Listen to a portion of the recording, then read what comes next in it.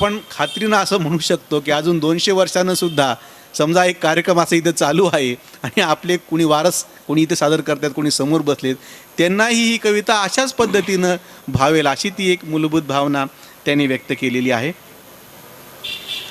जशी निसर्गाबद्दलचं मी सांगितलं तशी आपल्याकडे आई ही अशी एक संकल्पना आहे, सनातन ती पण चालत आलेली तिच्याबद्दलची भावना, आणि खूप कवींनी खूप सुंदर पद्धतीने आईवरती लिहिलेलं आहे.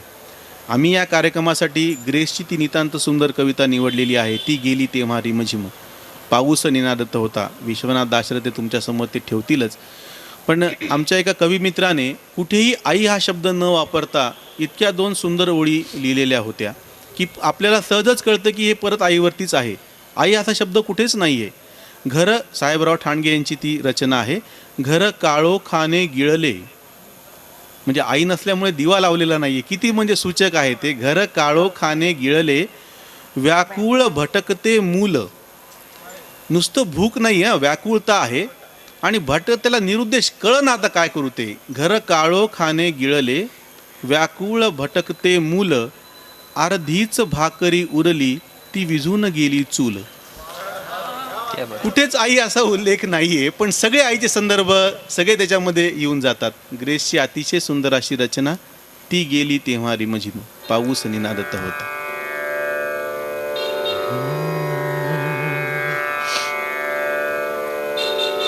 ती गेली तेव्हा रिमझिम पाऊस निनादत होता. ती गेली तेव्हा रिमझिम पाऊस निनादत होता. मेघात अडकली किरणे हा सूर्य सोडवित होता. ती गेली तेव्हा रिमझिम पाऊस निनादत होता. ती गेली तेव्हा रिमझिम पाऊस निनादत होता. ती आई होती म्हणून घन व्याकुळ मीही रडलो.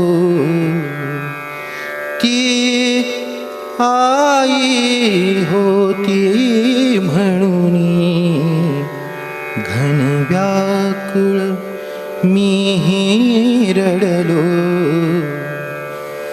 ती आई होती म्हणून घन व्याकुळ मीही रडलो. त्यावेळी वारा सावध, त्यावेळी वारा सावध पाचोळा उडवित होता.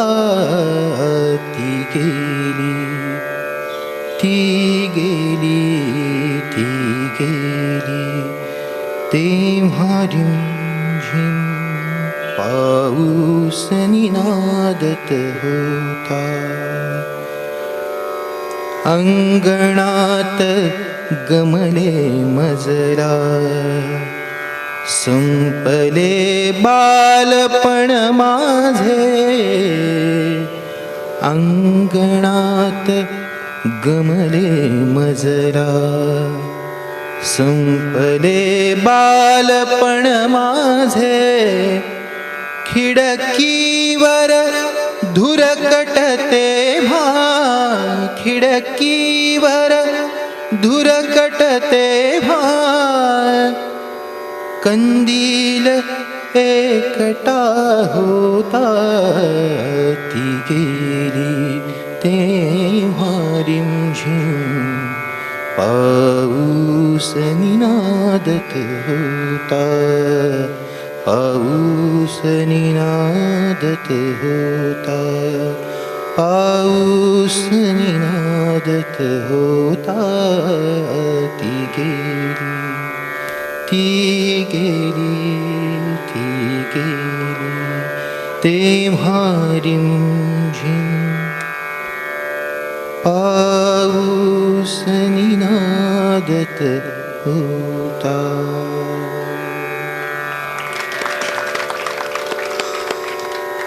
ग्रेस यांनी एका मुलाखतीत सांगितलं की माझ्यावरती आरोप होतो की मी अतिशय दुर्बोध लिहितो, कळत नाही. हीच ओळ घेऊन ग्रेस असं म्हणाले, अंगणात गमले मजला संपले बालपण माझे, खिडकीवर धुरकट तेव्हा कंदील एकटा होता. आई रोज कंदिलाची काच रांगोळीनं स्वच्छ करायची, ती गेली, आता ती काच स्वच्छ नाही आहे. किती सोपी गोष्ट आहे. आणि माझ्यावरती असा दुर्बोधतेचा म्हणजे ती ठीक आहे त्यांच्यावरती. आणि ह्याच्यातलं एक कडवं जे गाण्यामध्ये नाही आहे, आपण हे विसरतो की ही जबाबदारी कोणाची आहे. विशेषतः कलाविषयक आणि तुम्ही अजून थोडंसं व्यापक म्हणजे फक्त आईपुरताच विषय न राहता, हे रक्त वाढविता नाही मज आता गहिवर नाही, वस्त्रात द्रौपदीच्या तो कृष्ण नागवा होता. ही द्रौपदीची विटंबना नाही आहे. हे वस्त्रहरण द्रौपदीचं नाही आहे, आम्हा आपल्या सगळ्यांचं आहे. जेव्हा सांस्कृतिक वातावरण चांगलं नाही राहिलं म्हणतो, नैतिकता राहिली नाही म्हणतो, ही कुणा एका एकट्या माणसाची जबाबदारी नसती, बाकीच्या सगळ्यांची पण आपल्या ती जबाबदारी कशी आहे. कवी कायमच अतिशय वेगळ्या पद्धतीनं म्हणजे ज्यांची जन्मशताब्दी 2 वर्षापूर्वी झाली, वाराकांतांनी एका ठिकाणी असं लिहून ठेवलेलं आहे की आपण जे काही लिहितो ते म्हणजे नेमकं काय आहे. गाते कोण मनात कळेना गाते कोण मनात, शतावधी जरी कविता लिहिल्या, 100 द्या गायल्या वाचल्या, शब्द कोणाचे सूर कोणाचे तेच अजून अज्ञात, रचिले मी हे गाणे म्हणता अभिमानाने उरी दाटता. आणि पुढची ओळ फार महत्त्वाची आहे कलाविषयक, रचिले मी हे गाणे म्हणता अभिमानाने उरी दाटता, गीतच रचते नित्य तुला रे फुटे शब्द हृदयात, गाते कोण मनात कळेना गाते कोण मनात. ही एक कवीची भावना राहिलेली आहे की आपण लिहितो असं म्हणण्यापेक्षा गीतच मला रचत आहे वेगळ्या पद्धतीनं. बोरकरांनी एका ठिकाणी एक असं वर्णन फार सुंदर केलेलं आहे, जी कविता आम्ही तुमच्यासमोर ठेवतो आहोत. इथे जर कोणी आर्किटेक्ट असले तर त्यांनी जरूर ही कविता त्यांच्या प्रत्येक क्लायंटला द्यावी अशी मी त्यांना विनंती करतो. की घर कसं असावं, तर सगळ्यांना काहीतरी घराचं एक वर्णन आपण करतो. बोरकरसारख्या कवींनी जे घराचं वर्णन करून ठेवलेलं आहे, अशा पद्धतीचं घर त्यांच्या कल्पनेतलं जे आहे ते, आणि त्याचा शेवटही इतका सुंदर केलेला आहे म्हणजे आणि हे कुठल्याही काळाला लागू पडतं. जसं मी अनिलांच्या कवितेवरतीत म्हटलं तसं मला तर अजूनही वाटतं की 200 वर्षांनी पुन्हा अशाच पद्धतीची भावना आपण व्यक्त करू. बोरकरांची ही कविता माझे घर नावाची. तृप्त स्वतंत्र गोव्यात केव्हा तरी फेसाळल्या लाटांपाशी सिंधू सरितेच्या तिरी, बांधीन मी छोटेसेच लाल चिरेबंदी घर, गार विलायती वेल चढवीन भिंतीवर, मागे विहीर काठाची वर प्राजक्ताचे झाड खोड, गर्द हिरवे न्हाणीशी निरफणसाचे झाड, केळबनाच्या कडेला स्वच्छ छोटासाच गोठा, त्यात सवत्स कपिला ओल्या चाऱ्याचा निसाठा, फुलपाखरांच्या साठी पुढे फुले फुलझाडे 4, आंबा एखादा कलमी यावी म्हणून या खार, गारव्याच्या साठी काही गार नाजूक पोफळी, नागबोडी त्यांच्यावर पानवेली मिरवेली, वर पश्चिमेला गच्ची अभ्यासिका पूर्वेकडे, शेजारच्या माडावर पाहीन मी सोनसडे, कानी समुद्राची गाज पुढे ग्रंथ स्वर्णाक्षरी, कानी समुद्राची गाज पुढे ग्रंथ स्वर्णाक्षरी, पारव्यांची कुजबुज खिडकीच्या गजांवरी, असा पहाटेला घेत हुक्क्या चहाची लज्जत, लिहीन मी भावगीते तेथ घुमत घुमत, आणि येता थोडा शीण बसुनिया गच्चीवर, रेखाटीन भोवतीचे चित्र एखादे सुंदर, जाळी फेकणारे कोळी त्यांच्या मासळीच्या होड्या, खपणारे वावराडी त्यांच्या विसाव्याच्या विड्या. कधी काजळता क्रूस, कधी काजळता क्रूस, कधी उजळ घुमट, बांगड्यांशी खेळणारा कधी ओले तिचा घट. आणि मग सेवीन मी, आणि मग सेवीन मी जाई जुई चागे भात, पोई तल्या मासळीचा स्वाद घेत साथ साथ. वेताची या खाटेवर थोडा बागेत दुपारी, झोपेन मी गोळवीत तुझी अंमली सुपारी. आणि सूर्यास्तास माझा रंगी घेऊन शिकारा, तुझ्या संगे जाईन मी इंद्रचंद्रांच्या माहेरा. क्या बात. कुणी भविष्याचा कवी आम्हा ऐकवील गाणी, कुणी भविष्याचा कवी आम्हा ऐकवील गाणी. ऐकेन ती समाधाने डोळा घेऊन या पाणी. थंडी वाऱ्यात पश्मिनी शाल स्कंदी घालशील, थंडी वाऱ्यात पश्मिनी शाल स्कंधी घालशील. काठी उद्याचा तो कवी प्रेमे मला सांभाळील. घरी येतास नातरे नाचतील आनंदाने, घरी येतास नातरे नाचतील आनंदाने. म्हणतील सांगा गोष्ट किंवा म्हणा नवे गाणे. वा. रसुनिया सांगेन मी त्यांना गाण्यातच कथा, रसुनिया सांगेन मी त्यांना गाण्यातच कथा. जेणे जाणवेल त्यांना उद्या दुसऱ्याची व्यथा. वा. मग रेलून गच्चीत टकलावीन आकाशी, मग रेलून गच्चीत टकलावीन आकाशी. धाट काळो खातही मी चिंब भिजेन प्रकाशी. असे माझे गोड घर, असे माझे गोड घर.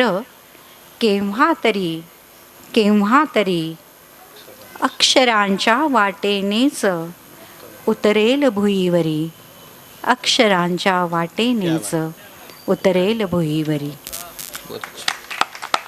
ते बोरकरांचं दुःख होतं की नंतर गोव्यात जाऊन राहता नाही आलं, पुण्यामध्ये राहावं लागलं म्हणून शेवटी त्याच्यामध्ये जे शेवटचे शब्द आहेत की अक्षर शेवटी प्रत्यक्षात काय आलंच नाही. मला एक अदालत चित्रपटातलं गाणं आठवलं, मदन मोहनच आठवा लागलं आज का कुणास ठाऊक. तर राजेंद्र कृष्णाचे ते शब्द आहेत फार सुंदर. हे तुम्ही ज्या पद्धतीनं दाद देतात, म्हणजे हा जो प्रवास असतो कलाकार आणि समोर बसलेले रसिक ह्याच्यामधला, खरं तर ते गाणं प्रियकर आणि प्रेयसी असं आहे, पण ते दुसऱ्या दृष्टीनं असं पण बघता येतं. जमी से हमे असं मापर बिठा के गिरा तो न दोघे, असं ते आशा भोसले आणि मोहम्मद रफीचं सुंदर गाणं. त्याच्यातली एक ओळ अशी आहे, तुम्हारे सहारे निकलतो पडे है मंजिल कहाँ दिल न जाने. आता तुम्ही हे असं लावून पहा, रसिक विचारतो आहे इकडे कलाकाराला, आणि कलाकार आणि रसिकाला तो संवाद आहे. तुम्हारे सहारे निकलतो पडे है मंजिल कहाँ दिल न जाने, जो तुम साथ दोगे तो आएगी मिलने मंजिल गले से लगाने. जर तसं रसिकांनी दाद दिली तर त्या पद्धतीनं म्हणजे हा जो प्रवास कोणाचा एकट्याचा नाही आहे, मिळून हा प्रवास चालू आहे. अतिशय सुंदर आणि नेमकी तुम्ही दाद देत आहात. या ह्याच्यातला शेवटचा भाग, एक शेवटचा आम्ही राऊंड म्हणूयात घेतो आहोत. ज्यांना ज्ञानपीठ पुरस्काराने नुकतंच गौरवलं गेलं आणि त्यांचा एक मोठा सत्काराचा कार्यक्रम परवा मुंबईला झाला, त्या भालचंद्र नेमाड यांची फार सुंदर अशी रचना, दुःखाचा अंकुश असो सदा मनावर, हालाहाल पचवल्याबद्दल माथ्यावर चंद्र असो, ही सुंदर रचना आम्ही तुमच्यासमोर ठेवतो. मासाच्या दिशाशून्य आवरणात गुंडाळलेल्या तुझ्या बाळाला, मासाच्या दिशाशून्य आवरणात गुंडाळलेल्या तुझ्या